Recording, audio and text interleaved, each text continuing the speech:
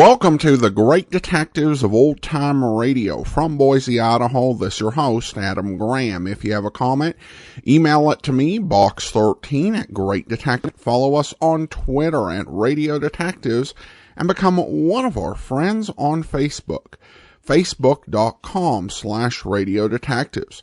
A reminder, as you're making your travel plans, remember JohnnyDollarAir.com.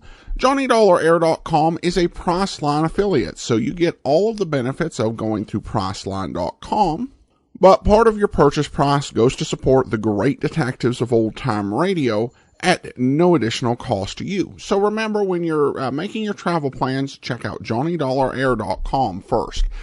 Now it's time for today's episode of yours truly, Johnny Dollar, and this one, original air date is December the 17th of 1949, and this will be the last Charles Russell episode we play for now. I'll talk to you more about it after the program, but here now is the Haiti Adventure Matter. The encyclopedia says that the island of Haiti can be called San Domingo, Santo Domingo, or Hispaniola. Well, after my visit there, I could suggest a few more things they can call it, but they probably wouldn't get past the censors.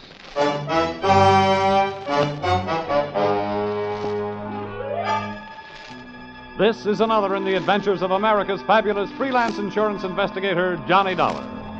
At insurance investigation, Johnny Dollar is only an expert. At making out his expense account, he's an absolute genius.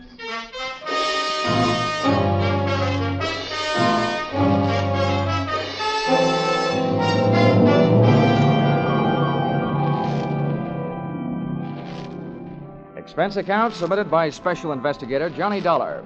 To Home Office, American Federated Life Insurance Company, Hartford, Connecticut. Attention, Harvard Huntington, General Manager. The following is an accounting of my expenditures during my assignment in Port-au-Prince, Haiti. Or, the nights may be black down there, but the magic is blacker.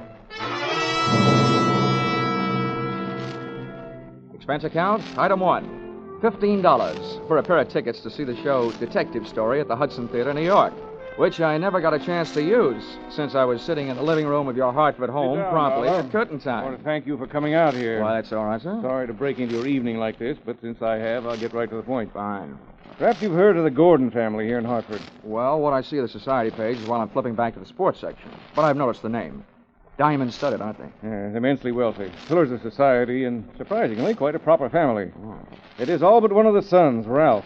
He's a heavy drinker, complete waster, ne'er-do-well. A blot on the old escutcheon, eh? Yes, continually getting into one scrape or another. Now he's done it again. I take it that you're not worried about Ralph the man, but about Ralph the policyholder. Well, to put it bluntly, yes.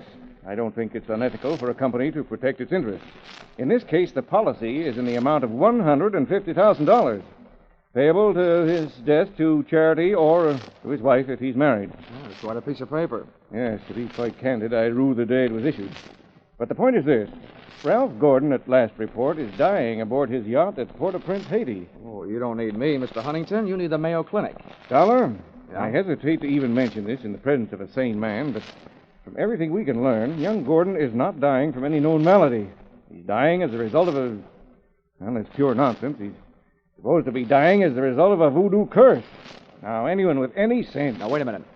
Where'd you get your information? From his older brother, Thomas. He's a doctor. He's down there in Haiti with Ralph. I want you to go down and debunk this thing, Dollar. Find out what's wrong. Why, any sane man knows there's no such... voodoo.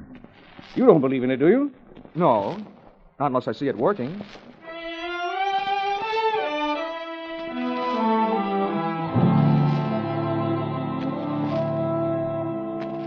Expense account, item 2, $148.70, Hartford to Port-au-Prince, via airplane.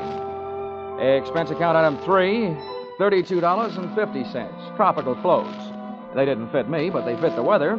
And item 4, $25, spent while I browsed the waterfront bars in Port-au-Prince, looking for somebody who knew where the Gordon yacht was moored. Know about this When I found him, he not only knew that, he knew everything. Ask me first. My name's Cap Reagan, and I've been here since before repeal. Give up my citizenship, I did. with the help of a couple of prohibition agents. Oh, you don't say. Uh-huh. And I figure on sailing out my final days right here. What do you want with the Gordon craft? I want to see the owner, Ralph Gordon.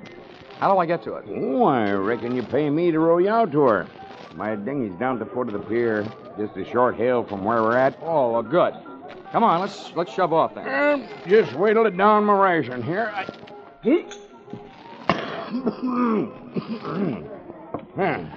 That'll put me shipshape.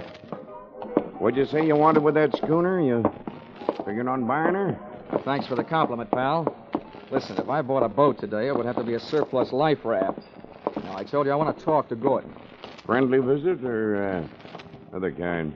I'm beginning to see how you know so much about this island. Well, never question, never learn. Remember that, Sonny. Yeah. Yeah, this way. Veer off to starboard.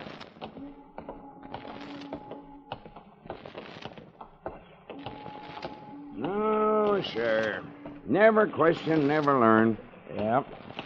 Well, I'm an insurance investigator, and a company sent me down here to look things over, including Gordon. Something wrong? I don't know yet. What do you know about him? A jug full, Sonny, a jug full. Stood into the harbor about 2 months back. No sooner dropped his hook than his crew started taking the pier head lead. Everybody jumped but the bosun, for reasons of his own. Why did they leave him? 'Cause he was half seas over all the time. You navigate with sextant, a compass, and parallel rulers, Sonny. Not with a double shot and a water chaser. You get the drift? They were afraid to sail with him, huh? Aye, that's the line of it. And if you'd ever piled into a reef, you'd feel the same. Yeah, here we are. Oh. That's my dinghy down at the bottom of that ladder. There's Gordon's yacht out there. You see her? Oh, yeah. That tug's passing the stern of her now. Yeah, say. That's a lot of boat. Yeah, she carries a suit of sail like a grain clipper. Wait till you see her close up. She's as dirty as a garbage scow.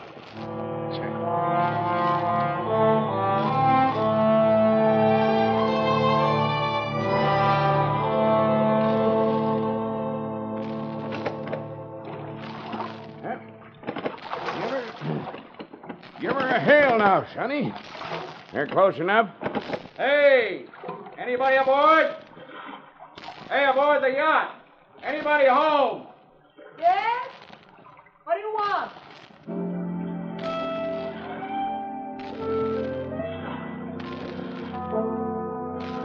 If the ship was dirty, I didn't notice.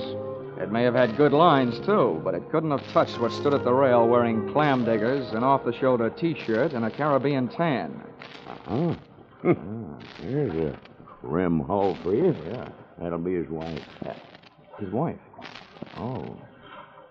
Can I come aboard? Who are you? What do you want? I'm Johnny Dollar from Hartford. I want to talk to Ralph. Oh. Why, yes, then I guess you'll have to come aboard. Here. I'll swing the stern into the ladder. Okay. There you be. Oh. Steady now. Steady. Okay, Cap. You wait for me, huh? Yeah.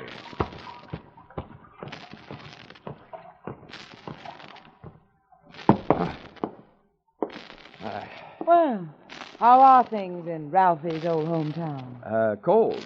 But not as cold as this reception. Don't let it throw you. What is this, a friendly drop-in? Business? Or just plain snooping? It's the last I'm Edwina. The wife they haven't heard about at home. Congratulations. Now I know why you like to wear your shoulders bare. The better to keep a chip on them. If you're through being sharp, I'll let you hear what's left of my husband. Come on, through here. Okay.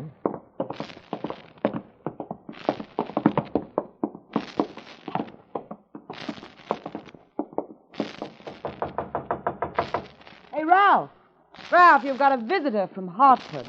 Get away from this cabin, you dirty little gold digger, and take your visitor with you. Wine's all gone. Why don't they send another case of wine? There you are, chum. He's got the door locked. It'll stay that way till he runs out of wine. You heard enough? Yeah. Enough to know how you acquired your charming attitude. Forget it. I walked into it with my eyes wide open. Let's get back out on deck. The light's better for throwing bobs at each other. Yeah, sure. Sounds like fun.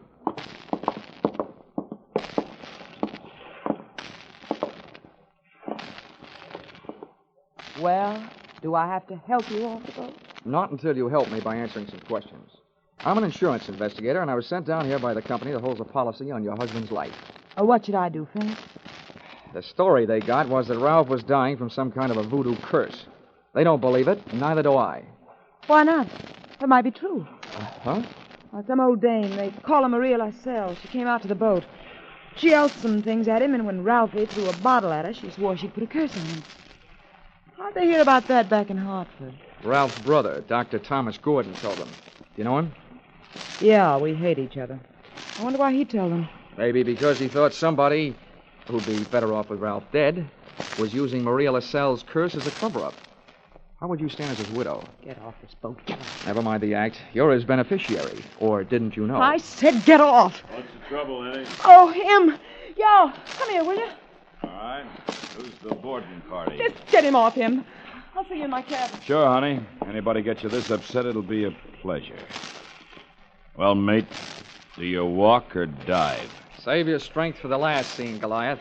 I was just leaving.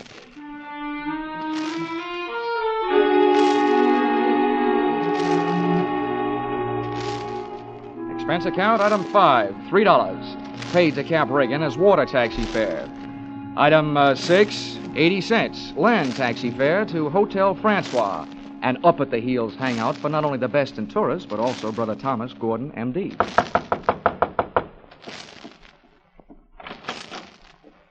Yes? I'm Johnny Dollar, Dr. Gordon, from Hartford. Oh, yes, Dollar. I've been expecting you. They wired me you were coming down. Come in. Thank you. Oh, please make yourself comfortable. Could I offer you something? Nothing but some brotherly advice. Why, certainly. You know, I feel like a stupid fool for not being able to handle this thing myself. So now that you're here, you call on me for anything. And have you seen Ralph? I tried to, but he locked himself in his cabin. Tell me, as a medical man, how do you digest this voodoo curse story? Why, it's ridiculous. Good heavens, this is the 20th century. I do think that science doesn't know everything it would like to know about voodoo and black magic. There are stories supposedly true, but any victim would have to have a highly susceptible mind. Now, I know my brother, Mr. Dollar. His mind is susceptible only to his own whims and fancies. Well, then what's the matter with him? Well, that's it. I don't know. He's drawn within himself. He seems to be searching almost insanely for escape through alcohol. Hasn't anybody thought of putting him on the wagon? It's a horrible idea, but I've heard it works. I don't think this is the time for it. He's suffering mentally and needs release. Well, that leaves us with only one thing to think about. No matter how thin you cut it, it's still voodoo. Well, I'm a man of science, Mr. Dollar. I'd make hypocrisy out of all my knowledge and training if I attacked the problem from that direction. But please, you let me know what you learn.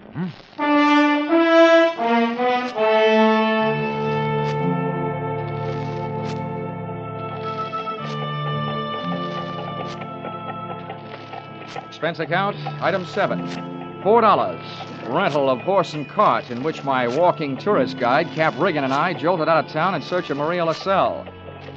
Something made me feel like I was riding my last mile in a tumbril en route to the guillotine.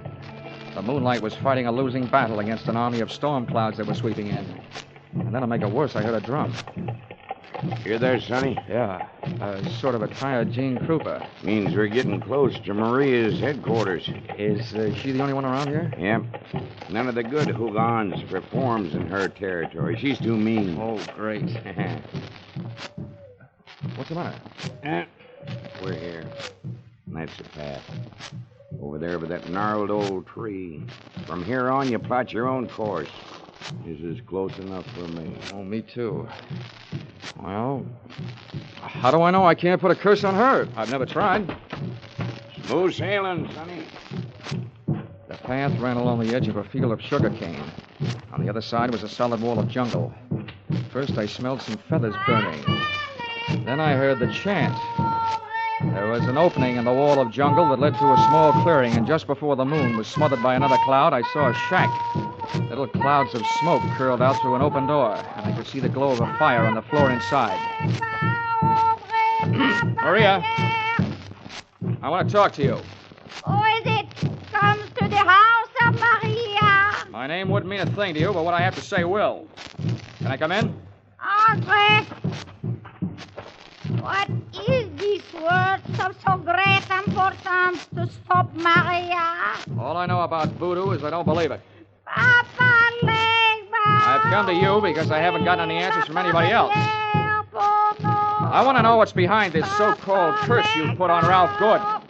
You don't believe? You let me make you believe it. Ralph Gordon, he died tonight in the wind and rain. And for you, I have magic now. Look, regard my fire.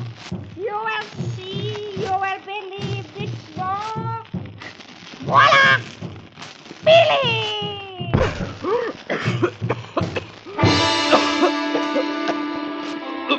I couldn't see what she'd thrown into the fire. She'd reached behind her for it. But when the smoke from it whirled around me, it seemed to grab my throat and squeeze. I stumbled back to the door. I hadn't believed in voodoo when I'd come in, but going out I wasn't so sure.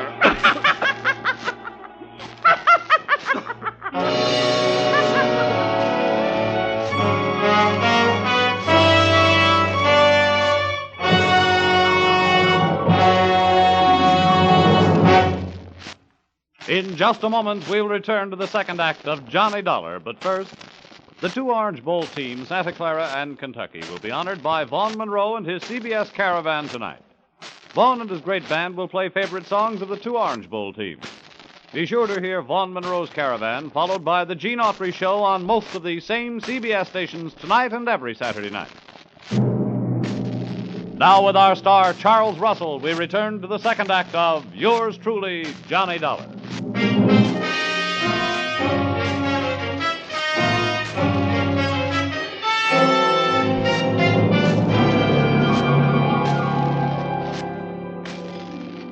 My throat burned. My eyes were looking at each other. My lungs felt like a pair of deflated footballs. And the blood in my head was pounding a better and louder rhythm than that drum. I staggered around the heavy jungle air, and when I could breathe again, I gulped in enough to lift the Graf Zeppelin. By that time, I was cool enough to get hot, in anger.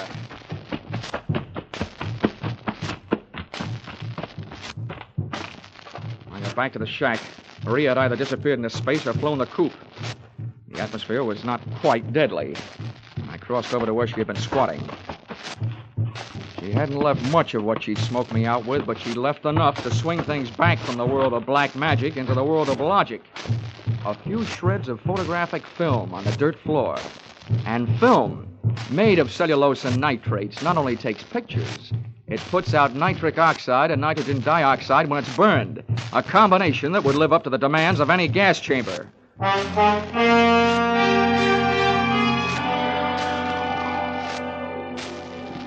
captain rowed me out to the Gordon yacht. This time I boarded without a hail. Ralph was still in a bad mood as I started to pass his cabin. Why don't they send the wine? Empty!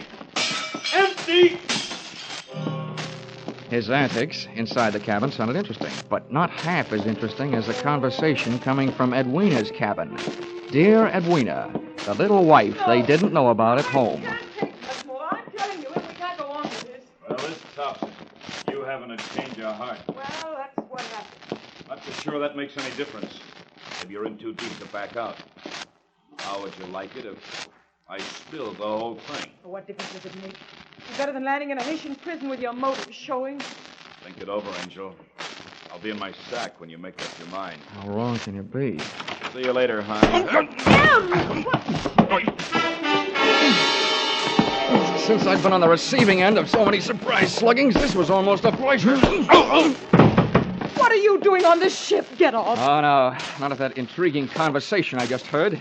How much did you hear? If I added it to that gas assault Maria LaSalle threw at me, it'd be enough to nail you and Loverboy here for conspiracy to commit murder. Well, I don't know what you're talking about. The point is, I know what you two were talking about. Oh, listen to me. You've got to believe me. I don't have to. But try me anyway. Well, I admit that him and I... Well, it was because Ralph turned into a wino after we were married. Well, this probably marks the first time in history that an icicle melted in Port-au-Prince. Please let me finish. When my marriage went to pieces, I had to do something or go crazy. See, Ralph drinking up all the champagne on the island was just more than I could take. I was going to divorce him and leave with him. But we weren't going to murder him. Chapter 1 has so many holes in it, it would have been printed by a punch press. You don't worry about landing in prison with your motive showing when all you're planning is divorce. Oh, yes, you do when people are waiting for your husband to die under mysterious circumstances. That's why I was trying to make him go away. If Ralph died, who'd look any farther than the erring wife? Can you lock this cabin from the outside? Yeah? What are you going to do? You're not going to lock me in? No, just your playmate. You're coming with me. Where? To Maria Lascelles. I want to catch your reaction when she sees you. You don't believe me. No. With $150,000 at stake, I don't even believe myself.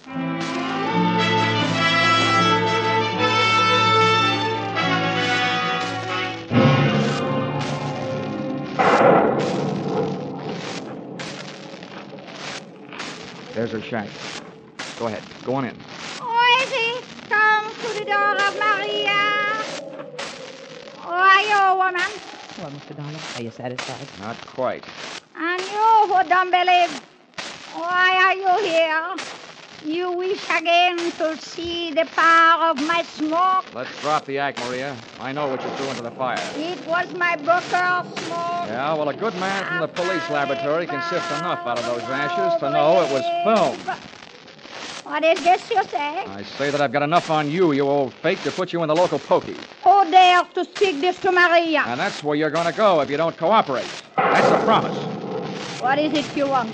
Did somebody put you up to this cursed business that Ralph Gordon is supposed to be under? Oui, a man of your race. Who was it? I do not know. Now go. That is all. It's not enough. What was his name? I don't know the name. What did he look like then? My eyes are closed. Nuts. Come on. No, Taking you into town if I could drag you by the hair. No, don't touch me. I will tell you how it is. It is true. I do not know the name or the face. He come to me. He asked me when comes the next rain and wind. I tell him last night. But it is tonight. The storm comes with the heat. He tell me he needs storm to close portholes in the ship. Huh? He say, if I bring this curse, I will be the best Hugan on Haiti because it kill white man. That is difficult. That is all.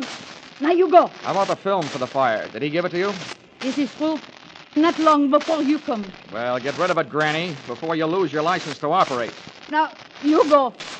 Maria will be alone. Papa, Lega. Okay, Mrs. Gordon. Let's not stay for the music. Did you make head or tail out of what she said? Hey, look. What goes into your husband's cabin? Nothing but food and wine. Mostly wine. Well, who fixes his meals? I do. Our cook left us. Well, what about the wine? Huh? Where does it come from? You said it was champagne, didn't you? Yeah. It always comes from the same place.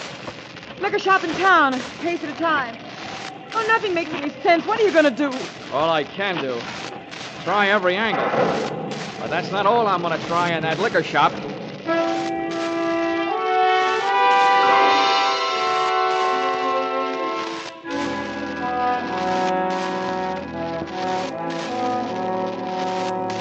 Expense account, item 8, $4.50. 2 quarts of rum, the purchase of which helped loosen the tongue of the proprietor who had been supplying Ralph Gordon's champagne. Which wine?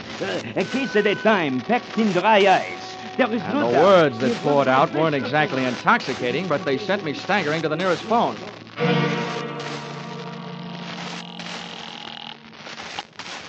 Yes? Hello? Hello, Dr. Gordon, this is Dollar. Good. Dollar, I've been wondering about you. What have you learned? First, tell me this. What would happen to a man if he was in a ship's cabin on a stormy night with all the portholes closed and there was a lot of dry ice in there with him? What? What was that? A small room, no ventilation, a lot of dry ice. A lush maybe passed out. What would happen? Good Lord. Dry ice is solidified carbon dioxide. If enough of it evaporated into the room, The lush would not be bothered by a hangover the next morning because he wouldn't wake up, right? exactly. The gas, although not toxic, would force the oxygen from the atmosphere, and the result would be asphyxiated. What are you getting at, Dollar? That curse your brother is suffering from is very scientific. The champagne he's been getting has been chilled by dry ice, about 5 pounds per case. And 1 case went out to the yacht just before the storm broke. Lord. Well, it may be just coincidence, but Ralph's wife and that bosun. Yeah, I know. For a bosun, he'd make a very good chemist. Well, send for a pulmotor, will you? If it's too late for your brother, maybe I can use it.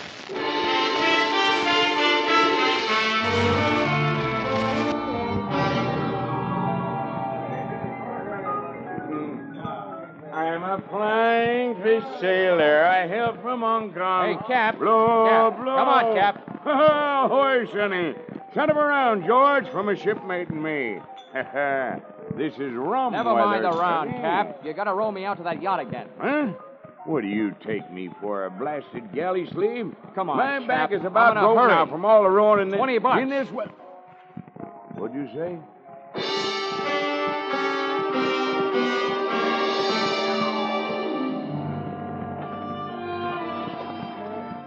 I didn't think it could rain any harder than it had, but it did. We would have been drier swimming. And the visibility was so bad, I would have had to have a seeing eye sealed to find the ship. But about 20 minutes out, Cap spotted a riding light. Here's your lies, Sonny. We were on target. But so was somebody else. A searchlight stabbed out at us. Hey. This sounds like Prohibition days. Who's giving us a broadside? I can't tell yet. I'll lay a pelican hood over his head if I get my hands on him. Hey, Cap, what's the matter? Got my left leg. Cap, get down to the bottom. I'm going over the side. To me, swimming is a pastime to be practiced only under ideal circumstances, in a pool, and preferably in the company of a well-filled bikini suit. But there was nothing to do but swim, so I swam. I tried to remember how many shots had been fired, and that's where I made my mistake. There was a lull in the shooting, which I took to mean the gun was empty. I put my head down in the best Weissmuller style and thrashed my way to the ladder. But when I got there, the first thing I saw after I'd shaken the water out of my eyes was the muzzle of a rifle. The face looking down the barrel at me belonged to Brother Thomas Gordon, M.D. Sorry, Dollar. Killing you wasn't in my plan. But now it'll have to be done. I wasn't surprised at that, but I was surprised at what happened. I was waiting for a bullet to come my way, but instead the doctor did. Are you all right, Dollar? Yeah, I am. Something wrong that a Turkish towel won't cure. I'll thank you later for spoiling his aim. Get a hook on the doctor. He's our prize fish. Don't let him get away. I grabbed a fire axe out of its case on my way to Ralph Gordon's cabin. If it needed ventilating, I knew one quick way to do it.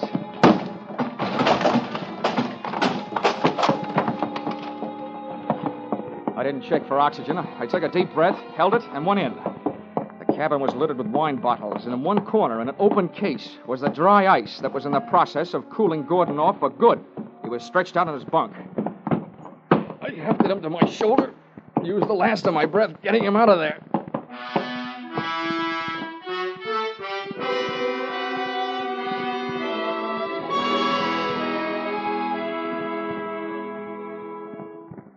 Expense account, item 9, $30. Cover charge at a hospital where I put the revived Gordon under the care of a doctor, not his brother, who happened to be resting in a jail cell at the time. His motive hadn't been the insurance money. He figured to gain quite a chunk as the only heir to the Gordon fortune, if he could have taken care of Brother Ralph. Item 10, same as item 9. Same hospital where they patched up Cap Riggin. Item 11, $148.70. Return trip to Hartford. And expense account item 12, $40. An ounce of voodoo perfume for the lovely but sometimes chilly Edwina. Maybe if she tries that kind of magic on her husband, he'll spend less time with a bottle joy and more with her kind. Expense account total, $424.70. Signed, yours, truly, Johnny Dollar.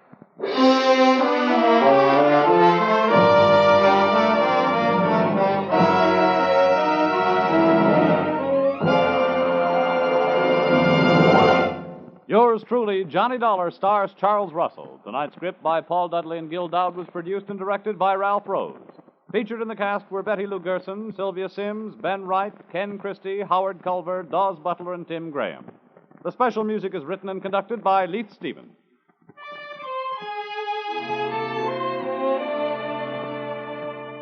Be sure to be with us at the same time next week when another unusual expense account is handed in by Johnny Dollar.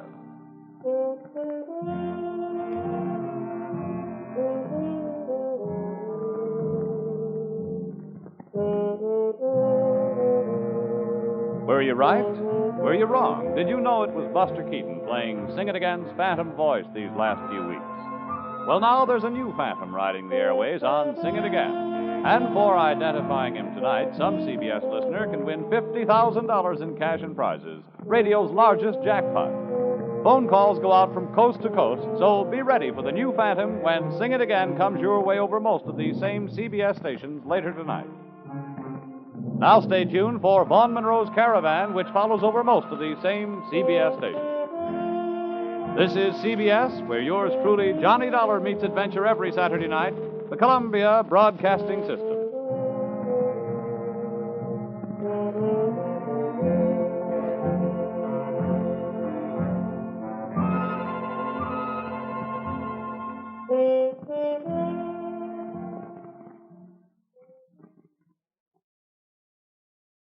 Welcome back. Well, an enjoyable one. I did like how Johnny was able to figure out what was actually going on. Some pretty solid deductive reasoning. And a pretty clever murder plot overall.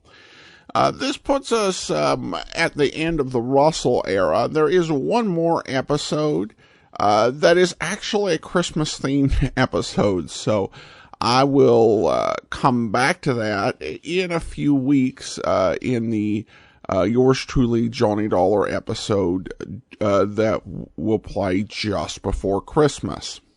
However, I want to consider this as a bit of a wrap-up for Russell's run. And a big question often raised is what happened to Charles Russell after the end of yours truly Johnny Dollar? Well, there were a few acting appearances, mostly in minor parts. In some cases, so minor you wouldn't even know he was there. And then after that, he seems to disappear from off the face of the earth, with all that we really know being that he got divorced in 1950. And with his 3-year marriage coming to an end, and then that he died in 1985. However, I found online that there was a producer named Charles W. Russell. And this Charles Russell, his production credits start in 1951.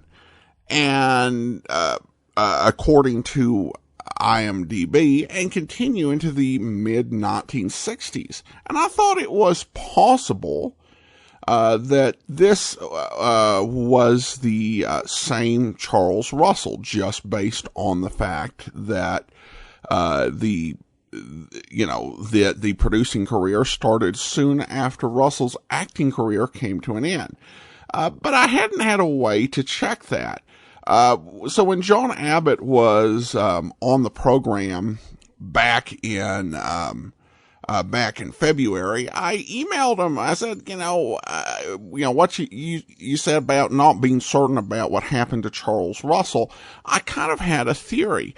And he actually had some friends, and they were able to double check and turn out, yes, that this Charles Russell, the producer, was the same as Charles Russell, the actor.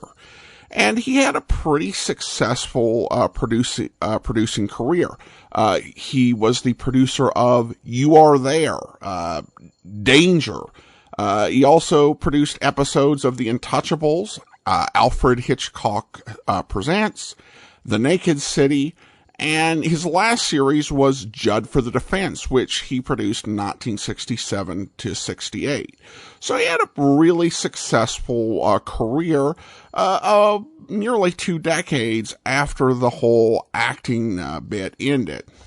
Russell's name actually also came up in a article on Sidney Lumet that the LA Times published, as Russell, while serving as producer of Danger towards the start of his career, actually used blacklisted writers operating under assumed names on his program, which was a big career risk. The LA Times reporter cited Russell having memoirs. These were never published anywhere. So they're probably in some library or another there in California. I'd be curious to know if he referenced yours truly, Johnny Dollar, at all in his private memoirs. But at any rate, that's what happened to Charles Russell after yours truly, Johnny Dollar. And thanks so much to John Abbott for his research and confirming my theory. All right, I want to go ahead and thank our Patreon supporter of the day. Thank you so much to Debbie. Debbie has been one of our Patreon supporters since October 2015, currently supporting us at the Detective Sergeant level of $7.14 or more per month. Thank you so much for your support, Debbie. And we will be back tomorrow with Dragnet. Next Friday, we'll bring you another episode of yours truly, Johnny Dollar. In the meantime, send your comments to box13 at greatdetectives.net. Follow us on Twitter, Radio Detectives, and become one of our friends on Facebook, facebook.com/Radio Detectives. From Boise, Idaho, this is your host, Adam Graham, signing off.